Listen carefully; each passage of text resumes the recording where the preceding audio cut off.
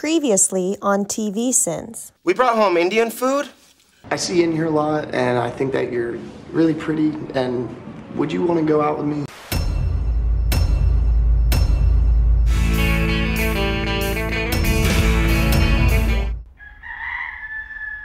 The showrunners realized the real star of the show during the first season was obviously the monkey, so they decided to stuff the rest of the series with more chicks, ducks, roosters, and smelly cats than you can shake a ball of yarn at. Boy, you are really not a morning person. Back off! And how would Monica not know this? In the 4+ years they've lived together, Monica has never experienced Rachel in the morning. Why isn't everyone, or even anyone other than Rachel and Monica, trying to figure out what that insane noise is? You're telling me that dude in the apartment below them that's so goddamn sensitive to noise wouldn't be up here raising hell? Hang on, Ross brought a hat to this credit shoot? A hat? When was a hat ever featured in this intro in any season? Nobody else has a hat. So why would he bring a hat? Hey, what are you doing shopping at 8 in the morning? Well, I've been up since 6, thanks to somebody's dumbass rooster. Rachel might want to explain this a little better. As far as Ross and Phoebe know, it was Chandler's cock-a-doodle-doo that woke her up. You really should get rid of those animals.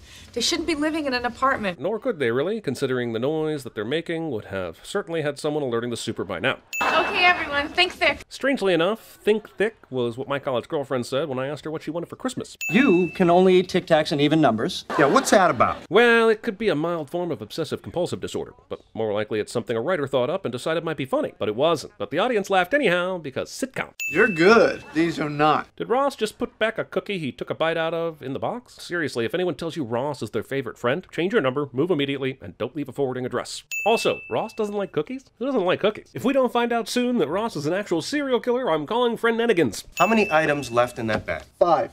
Okay, $10 says that we can name every item in that bag. That would be impressive. What would be more impressive is knowing how the Chandler was able to follow what Joey wanted to do without any kind of conversing beforehand. Stop that now. In this heated game of what's in the bag, not only is Chandler now close enough to see inside the bag, he even stole a glance that way. I'm just saying, if these friends are as competitive as we're being led to believe, Monica would have tackled him the second he took a step toward her sack.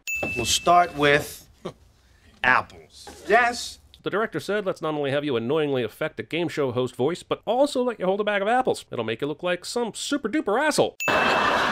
No, not for like another 2 weeks. Yes, because if there's one thing I know about women, it's that they wait to shop for their monthly supplies on check-in day at the Red Roof Inn. Sure, Ross will do it. It's not like he has a job or a child or a life of his own. Well, to be fair, buddy, I'm not sure this show is very aware of those things either. You do 5 because that gives you a 25% chance that at least one will attach. Holy they're just now learning this? She's like ready to put those up in there. What kind of doctor's office waits until the last minute to give the most important information about the procedure? Okay, that's a lot of pressure on me and my uterus. It's like this episode is daring me to break the college girlfriend joke record. The first team to answer the most questions wins. The first or the most? How do you become the first team to answer the most questions? Doesn't that mean the first team to answer a single question wins? Damn it, Ross, we trusted you. Also, you didn't even say correctly answer, so now I'm not even sure if anyone has to get anything right at all. Just blurt out anything and it counts. And you thought we were tough on poker. The categories are fears and pet peeves. Those are 2 distinct categories, Ross. You really are the worst at this. The Irish jig guy? His legs flail about as if independent from his body. That's jiggist. We'll take literature! Every week, the TV guide comes to Chandler and Joey's apartment. Ross includes a TV Guide address label question in the literature category. Filing the TV Guide under literature is like filing CinemaSins under movie reviews. Could you imagine? Hello, teeny embryos. Well, I'm Phoebe Buffet. Hi. Jesus Christ, they just left those embryos out on a platter and left the room? Are we sure this doctor's office isn't just the corner of a warehouse deep in Hell's Kitchen? Also, it's hilarious that they titled the episode specifically after Phoebe's embryo B story, when the only thing anyone remembers about this show is the contest at Monica's apartment. It's all relative! You don't have to shout everything. I'm sorry! What is up with the writers giving obvious character lines to other characters? This is totally a Monica reaction to this game, as the resident hyper-competitive neurotic. They're not even playing for the apartment yet. All right, we have a tie. Luckily, I have prepared for such an event. The lightning round! By luckily, do you mean it was written that way? If you're going to go through all the work of preparing an entire lightning round, drawing a lightning bolt on the questions and sealing them in an envelope, why leave the chance it gets wasted? Just make it part of the actual contest. Also, you could just ask the 12 remaining questions on the board behind you, but I guess cool lightning bolt drawings. If you win, we give up the bird. But if we win, we get your apartment. Do you mean you trade apartments? Or are you saying you'll have residency of both apartments? The terms of this bet are so poorly defined, I don't even know where the sin is. Oh, there it is. Also, a rent-controlled 2-bedroom apartment in 90s New York versus a couple of fowls is a totally fair bet. Sitcoms and their constant sitcomming. You have 30 seconds. The guy's timer will last 43 seconds. In what part of her body did Monica get a pencil stuck at age 14? Oh! You know! Everything is wrong about the practicalities of this part of the scene, but the thing that sticks most in my craw is Chandler's blatant disregard for the ticking clock. 30 seconds on the clock. The gal's time will last 45 seconds. The lightning round begins. Obvious horrible dubbing is horribly obvious. What is Chandler Bing's job? Why isn't skip an option here? Could have saved an entire unnecessary storyline. 10 seconds, you need this or you lose the game. Actually, it takes about 16. Also, even if they get this, they would still lose the game, right? They need 5 to win, and they've only answered 3. And ties go to the penis. We all know that. Wait. Also, if we zoom and enhance cliche the timer at the end, it is clearly stopped on 5 minutes and 23 seconds. Look, all I'm saying is that there hasn't been a quiz competition this controversial since Stemple and Van Doren got all the answers from Mo Sizlak and the bus driver from Heart and Souls. Transponding.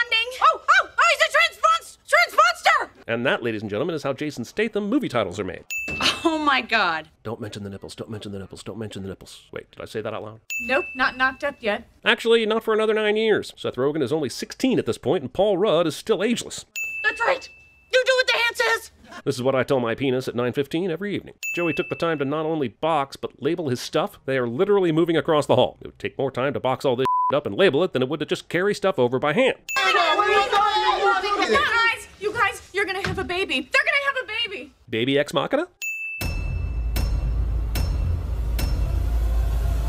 I award you no points, and may God have mercy on your soul. Okay, a simple wrong would have done just fine, but... Boy, you are really not a morning person. You go to hell and you die! Cock-a-doodle-doo!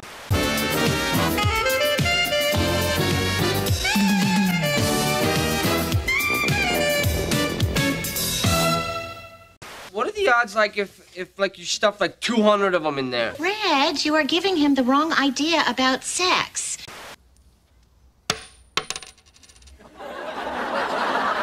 You need to call it. I can't call it for you. Well, it wouldn't be fair.